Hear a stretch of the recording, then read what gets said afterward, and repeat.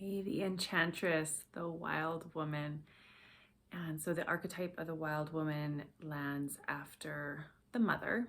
So we're moving in sequence here, maiden, mother, and then the wild woman. And the wild woman occurs with the moon, with La Luna, just after the full moon. So what's starting to happen is the moon's starting to wane. And essentially, she's on her descent into the inner realms. And so the mother, the maiden, is more this like movement, yang, moving forward energy, and then the waning is retreating back within. So when we think of the seasons that Gaia transitions through, the wild woman is the autumn, the fall. And so it's like everything's falling away.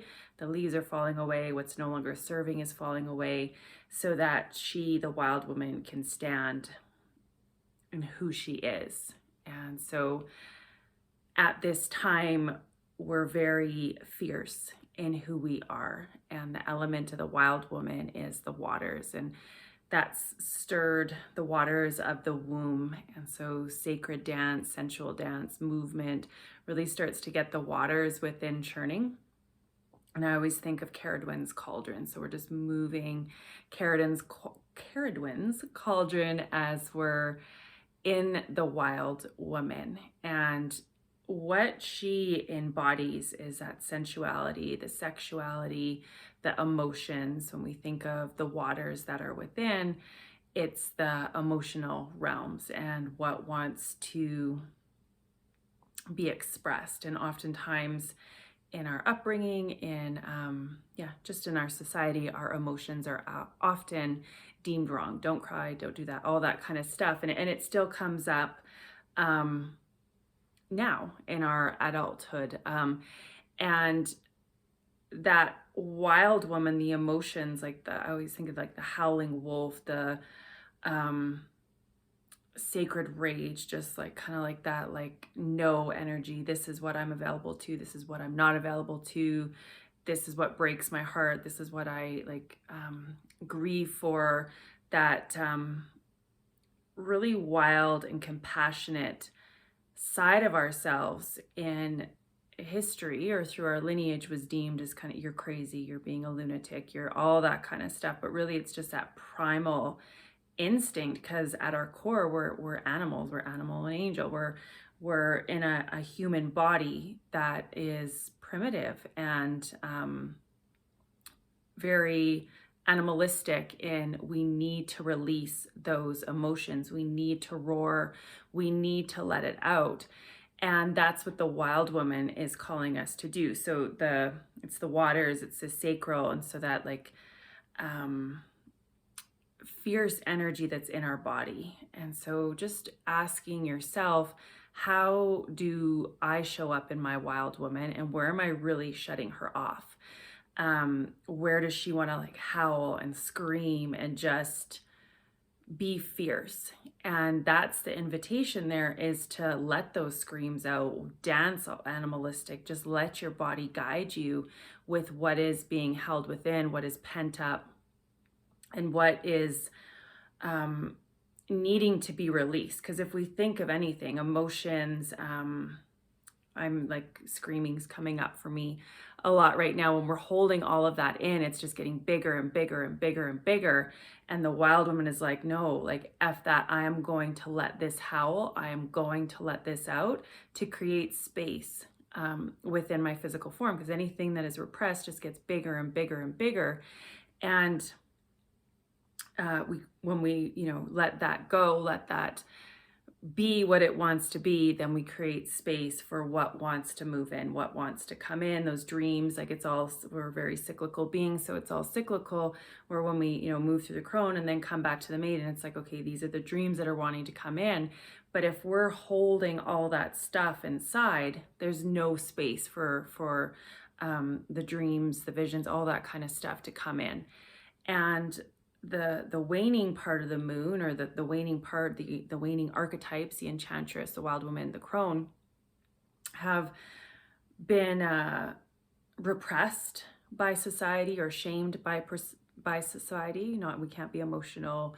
The darks feared that, like, really slowing down the Enchantress and I'm using the two Enchantress Wild Woman, it's one and the same, knows when to slow down and to give to herself and nourish and soothe herself. So that really deep retreat within, and society's very much built in a linear way. And so what that wants to look like for us is just that movement and that wild woman. And I'm releasing, like screaming at the top of your lungs, screaming into a pillow, dance, just that letting the body go, and then retreating within. And what wisdom does my wild woman have for me? And so much can come through with that movement and dance and all of that kind of stuff, but it's that like slowing down. Where can I create more space in my life? Where can I nourish what is showing up for me?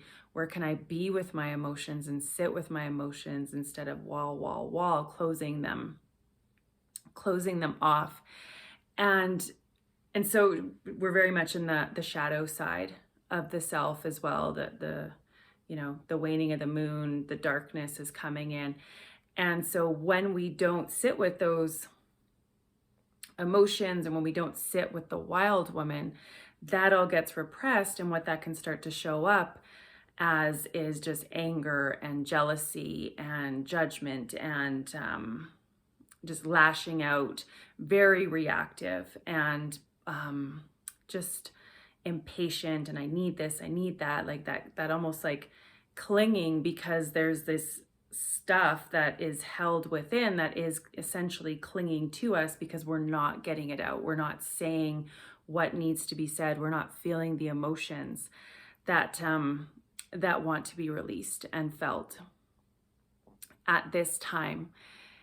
And so that invitation is to really let your body just guide you. I'm really emphasizing that, just letting the body scream and howl, and then sitting with, what do you have for me? Where do you want to experience pleasure? Where do you want to experience sensuality? How am I already experiencing sensuality? And when we drop in to what is within, we access the intuition. And the Enchantress, the wild woman, she's the witch, the healer, deeply in tune with her own intuition. And when the emotions aren't being expressed, when they're all held in, it's like wall up around our own inner knowing, our own innate wisdom.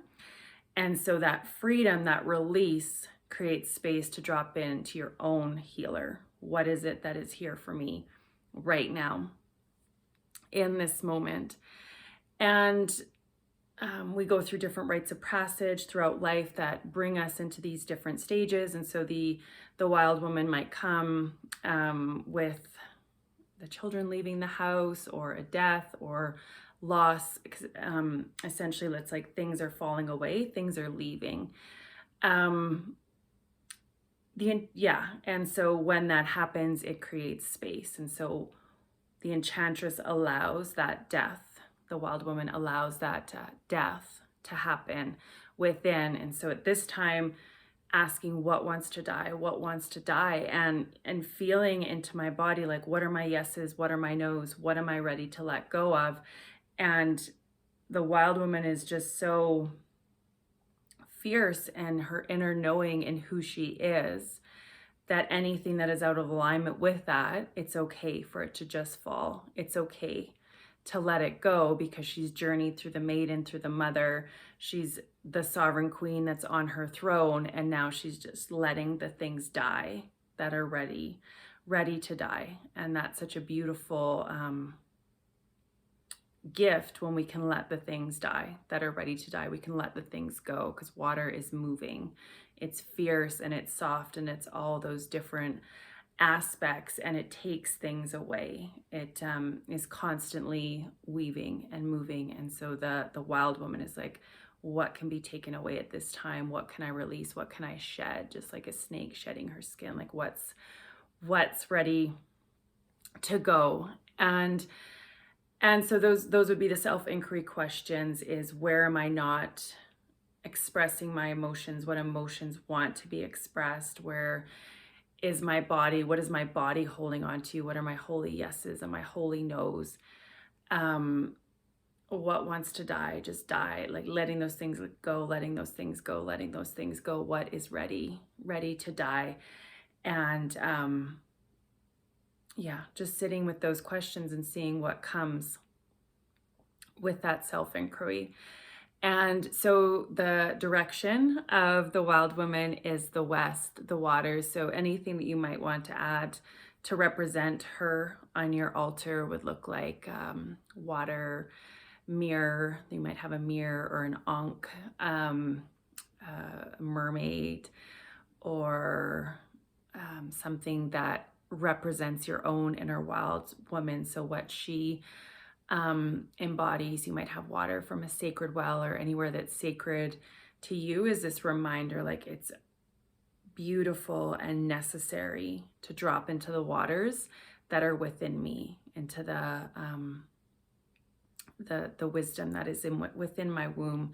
And just the invitation when you're dancing to just think of your womb as this holy chalice, which it is, holding the waters. And how does your body want to move to stir them up and to let some stagnant energy go, right? Because often in our day-to-day, our movement is more not as sensual, and just those slow movements that stir the waters. And so how can I bring that into the dance? How can I bring that into my movement? So you're churning the waters, you're churning the cauldron of Caradwen. And yes, post a picture, send me a picture of your wild woman, what she embodies, and any questions, just emailing or posting them in the group. And have a beautiful dance to let what wants to release.